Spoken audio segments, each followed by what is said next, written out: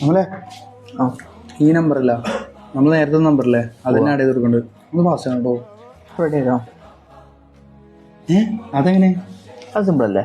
അതിനാദ്യം നമ്മൾ വിൻഡോസിൽ പോയിട്ട് അതിൽ ഹിസ്റ്ററി എന്ന് പറയുന്ന ഓപ്ഷൻ ഉണ്ട്, അത് സെലക്ട് ചെയ്യുക. അപ്പോൾ നമ്മൾ ഈ വർക്ക് ഫയലിൽ ചെയ്തിരിക്കുന്ന എഡിറ്റ് കാര്യങ്ങളൊക്കെ നമുക്കൊരു എന്തെങ്കിലും ഹിസ്റ്ററി കാണാൻ പറ്റും. അപ്പോൾ നമുക്ക് എവിടെയാണോ മീൻസ് നമ്മൾ ഏതൊരു പൊസിഷനിലാണ് വെച്ചാണോ നമുക്ക് ചേഞ്ച് വേണ്ടത് അത് മാത്രം നമ്മൾ ക്ലിക്ക് ചെയ്ത് കൊടുത്തു കഴിഞ്ഞാൽ ഓട്ടോമാറ്റിക്കലി അവിടെ നമ്മുടെ വർക്ക് ഫയൽ കാര്യങ്ങൾ ചേഞ്ച് വരും. അപ്പോൾ നമുക്ക് എല്ലാ ഇപ്പോൾ നമുക്ക് അണ്ടു അടിക്കുമ്പോൾ ഒരുപാട് റെസ്ട്രിക്ഷൻ ഉണ്ടാവും.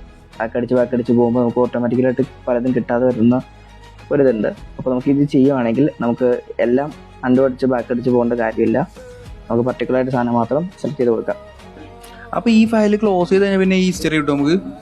ഇതിപ്പോൾ എല്ലാത്തിലും ഇങ്ങനെ കിട്ടില്ല. നമ്മൾ വർക്ക് ഫയൽ സേവ് ചെയ്ത് ക്ലോസ് ചെയ്ത് വീണ്ടും ഓപ്പൺ ചെയ്യുമ്പോൾ നമുക്ക് പുതിയൊരു ഹിസ്റ്ററി ആയിരിക്കും ഓപ്പൺ ആയിരുന്നത്. അപ്പോൾ നമുക്ക് മുൻപ് ചെയ്തിരിക്കുന്ന കാര്യങ്ങളൊന്നും പിന്നെ വർക്ക് ഫയൽ ഓൺ ആക്കുമ്പോൾ കിട്ടില്ല.